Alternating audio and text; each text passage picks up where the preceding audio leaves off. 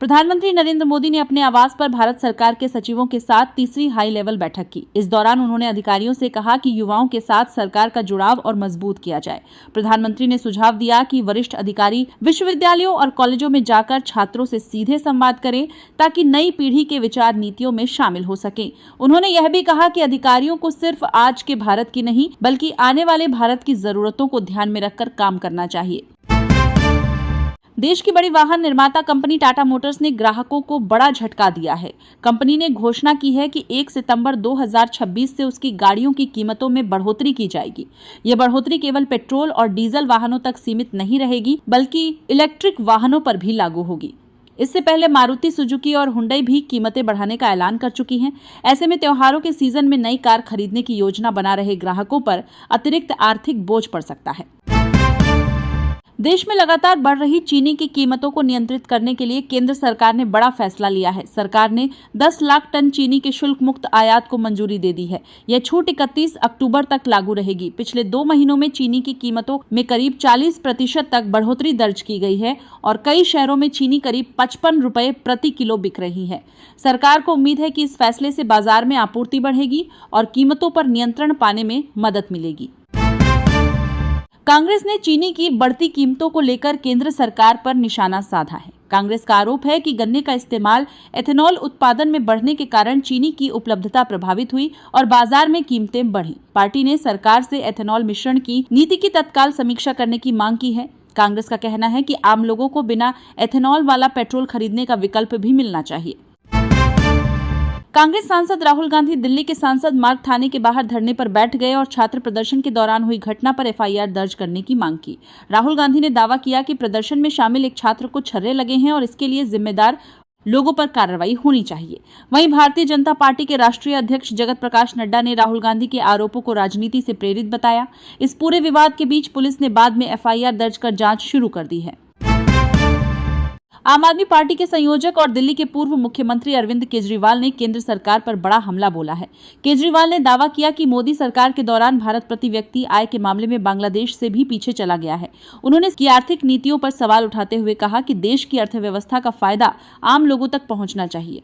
उनके इस बयान पर भाजपा की ओर से भी प्रतिक्रिया आने की संभावना है। केंद्र सरकार ने फर्जी सिम कार्ड और साइबर अपराधों पर लगाम लगाने के लिए नए नियम लागू किए हैं।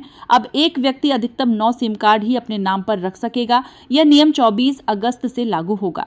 सरकार ने सभी टेलीकॉम कंपनियों को सख्त निर्देश किए हैं कि ग्राहक सत्यापन प्रक्रिया को और मजबूत बनाया जाए। माना जा रहा है कि इस कदम से फर्जी पहचान पर लिए जाने वाले सिम कार्ड और ऑनलाइन धोखाधड़ी के मामलों में कमी आ सकती है।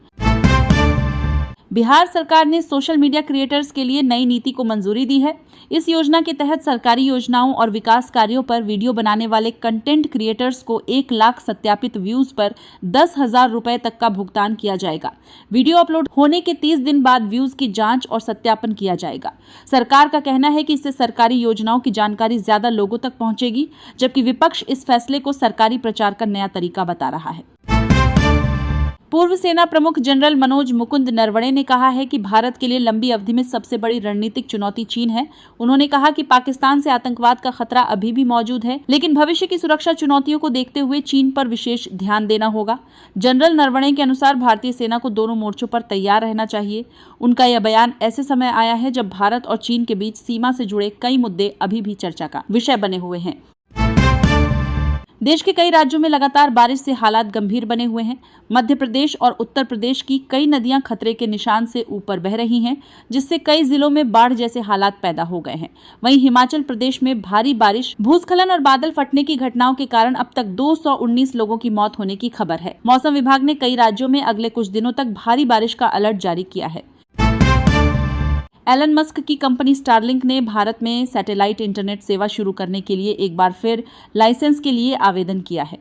कंपनी का उद्देश्य दूरदराज और ग्रामीण इलाकों तक तेज इंटरनेट पहुंचाना है, जहां अभी भी मोबाइल नेटवर्क और ब्रॉडबैंड सेवाएं सीमित हैं। रिपोर्ट के अनुसार देश के हजारों गांव अभी भी बेहतर इंटरनेट सुविधा से वंचित हैं। यदि सरकार से मंजूरी मिलती है तो भविष्य में मोबाइल फोन को सीधे सैटेलाइट नेटवर्क से जोड़ने की दिशा में भी रास्ता खुल सकता है। नीति आयोग की एक रिपोर्ट में देश के युवाओं की रोजगार क्षमता को लेकर चिंता जताई गई है। रिपोर्ट के अनुसार पिछले 1 वर्ष में केवल करीब 8.25% ग्रेजुएट्स को ही नौकरी मिल पाई। रिपोर्ट में कहा गया कि लगभग 80% डिग्री पाठ्यक्रमों में प्रैक्टिकल ट्रेनिंग और इंडस्ट्री अनुभव की कमी है। विशेषज्ञों का मानना है कि केवल डिग्री हासिल करना अब पर्याप्त नहीं है, बल्कि नौकरी पाने के लिए तकनीकी कौशल और व्यावहारिक अनुभव भी जरूरी हो गया है। मुंबई में ऑटो और काली पीली टैक्सी से सफर करना अब महंगा हो सकता है। मुंबई महानगर क्षेत्र परिवहन प्राधिकरण ने किराए में बढ़ोतरी के प्रस्ताव को मंजूरी दे दी है। नए किराए 1 सितंबर 2026 से लागू होने की संभावना है। इसका सीधा असर रोजाना ऑटो और टैक्सी से सफर करने वाले लाखों यात्रियों की जेब पर पड़ेगा। हालांकि अंतिम किराया लागू होने से पहले संबंधित प्रक्रिया पूरी की जाएगी। दिल्ली में जंतर मंतर पर आरक्षण हटाओ आंदोलन को लेकर पुलिस ने स्पष्ट किया है कि प्रदर्शन की कोई अनुमति नहीं दी गई है। सोशल मीडिया पर आंदोलन से जुड़ी पोस्ट वायरल होने के बाद दिल्ली पुलिस ने कार्रवाई की चेतावनी दी है। पुलिस के अनुसार इलाके में भारतीय नागरिक सुरक्षा संहिता की धारा 163 के तहत निषेधाज्ञा लागू है। ऐसे में बिना अनुमति प्रदर्शन करने वालों के खिलाफ कानूनी कार्रवाई की जा सकती है। उत्तर प्रदेश की योगी आदित्यनाथ सरकार ने मेधावी छात्रों के साथ अब निराश्रित दिव्यांग छात्रों को भी स्कूटी देने का फैसला किया है।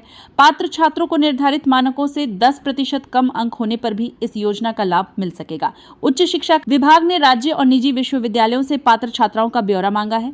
सरकार का उद्देश्य आर्थिक रूप से कमजोर और जरूरतमंद छात्रों को उच्च शिक्षा के लिए प्रोत्साहित करना बताया गया है। इंडियन ऑयल कॉरपोरेशन ने अल्जीरिया की सरकारी कंपनी सोनाट्रैक के साथ एलपीजी आपूर्ति को लेकर समझौता किया है। समझौते के तहत 2027 से हर महीने करीब 55,000 टन एलपीजी भारत आने की बात कही गई है। इसका उद्देश्य घरेलू गैस की आपूर्ति को मजबूत करना और खाड़ी देशों पर निर्भरता कम करना है। भारत लगातार अलग अलग देशों से ऊर्जा आयात के स्रोत बढ़ाने की कोशिश कर रहा है। तमिलनाडु के मुख्यमंत्री विजय ने परिसीमन के मुद्दे पर केंद्रीय गृह मंत्री अमित शाह से मुलाकात की है। बैठक के दौरान उन्होंने मांग रखी कि परिसीमन के बाद किसी भी राज्य के मौजूदा संसदीय प्रतिनिधित्व के हिस्से को सुरक्षित रखा जाए।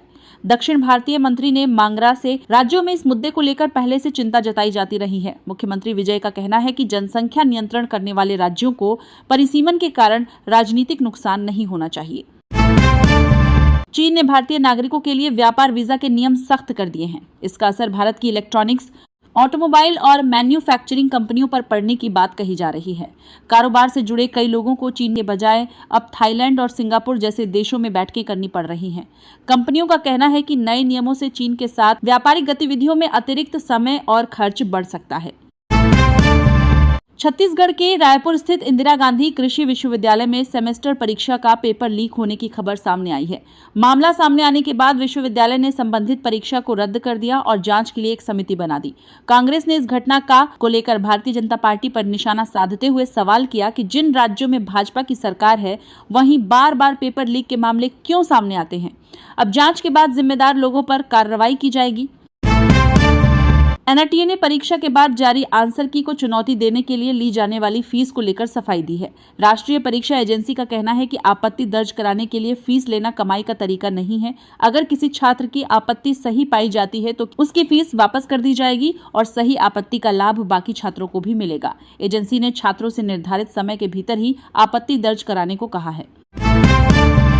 सुप्रीम कोर्ट ने सीबीएसई की शिक्षा व्यवस्था से जुड़े कई मुद्दों पर जवाब मांगा है। अदालत ने किताबों और शिक्षकों की कमी को लेकर सवाल उठाए हैं। सुनवाई के दौरान भारत के मुख्य न्यायाधीश ने यह भी कहा कि क्या देश के लिए यह अच्छा नहीं होगा कि अदालत ने मुद्दों पर उत्तर भारत के छात्र दक्षिण भारतीय भाषाएं सीखें और दक्षिण भारत के छात्र उत्तर भारतीय भाषाएं सीखें।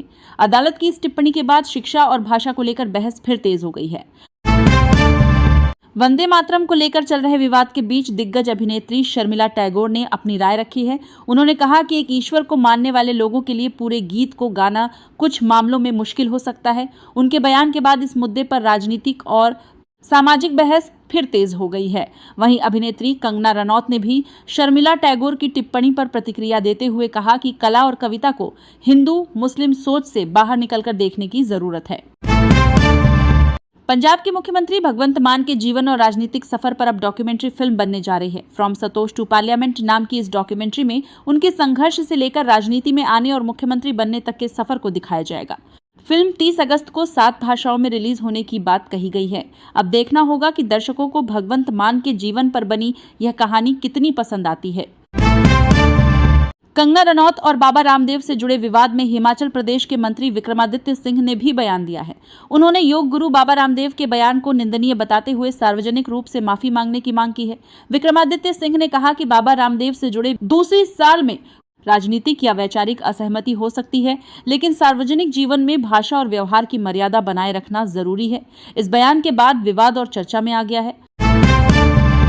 बिहार में कानून व्यवस्था को लेकर राष्ट्रीय जनता दल के विधायक रणविजय साहू ने सरकार पर गंभीर आरोप लगाए हैं।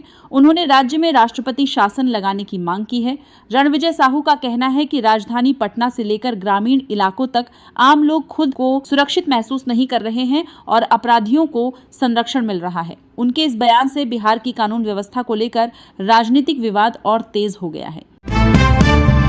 तमिलनाडु में विपक्ष के नेता उदयनिधि स्टालिन ने मुख्यमंत्री विजय पर निशाना साधा है। उन्होंने कहा कि अगर भ्रष्टाचार के ठोस सबूत हैं तो सिर्फ फिल्मों की तरह जोरदार डायलॉग बोलने के बजाय संबंधित फाइलें खोलकर कार्रवाई करनी चाहिए। उदयनिधि ने मुख्यमंत्री विजय से आरोपों को साबित करने और दोषियों के खिलाफ कदम उठाने की मांग की। इस बयान के बाद तमिलनाडु की राजनीति में सियासी बयानबाजी और तेज हो गई है। झारखंड हाईकोर्ट के फैसले के बाद जेपीएससी से चुने गए अधिकारियों के काम पर लौटने की खबर सामने आई है।